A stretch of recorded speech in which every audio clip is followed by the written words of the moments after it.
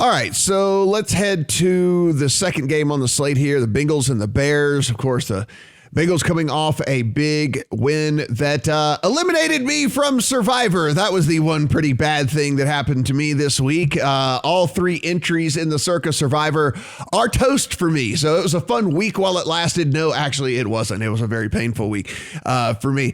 Yes, so the Bears, of course, the Bears went out, and I don't think we have anything to pull from that game.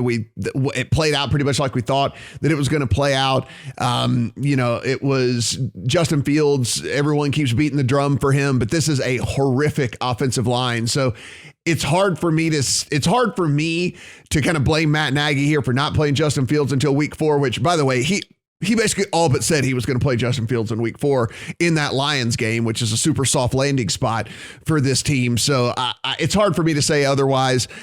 Joe Burrow steps in after the injury, looks pretty much like Joe Burrow did last year before he got hurt. I mean, him and Justin Herbert as rookies being able to step in and just look like they've been there, done that for a long time, I think is something we're going to really look back on in a few years and say that is something you just do not see very often. The Bengals offense, I think, is going to be one of those backdoor cover teams all year long, just with Burrow and those weapons that he's got. They're not going to have to backdoor cover here because they're actually favorites. I mean, they're actually under a field goal underdogs in this one, Steven. And we're actually talking at some of the books yesterday. This thing hit as low as 1 on a couple of the different sites out there. We've gotten back to 1.5, 2.5 at a lot of them out there. But yes, this was a lot of action coming in on this Cincinnati team. I know you are trying to play this thing in the middle, it looks like.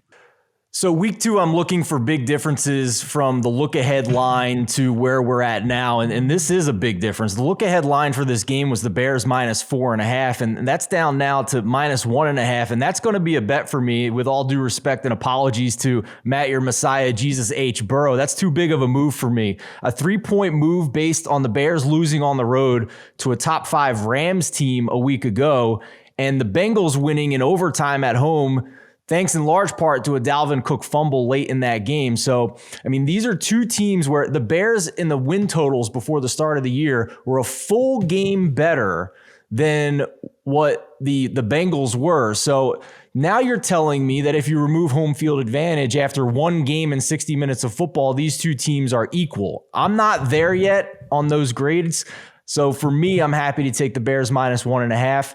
I do acknowledge, though, that if you do think that the Bears are fraudulent and Andy Dalton's a liability and you want to back the Bengals, for me, the best way to do it would be to use them in a teaser leg now with this line coming down past the field goal. So you can tease this back up through the 3 and through the 7 and get the Bengals +8.5.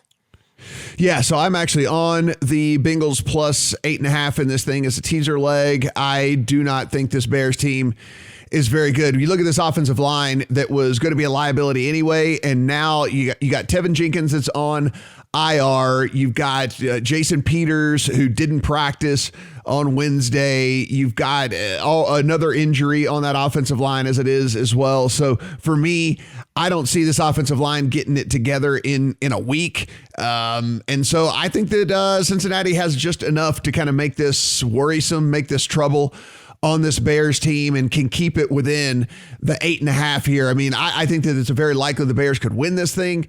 I don't think that the Bears win this thing by a lot. Brad, I know you don't have a bet on this one, but quick general thoughts here on Bears Bengals.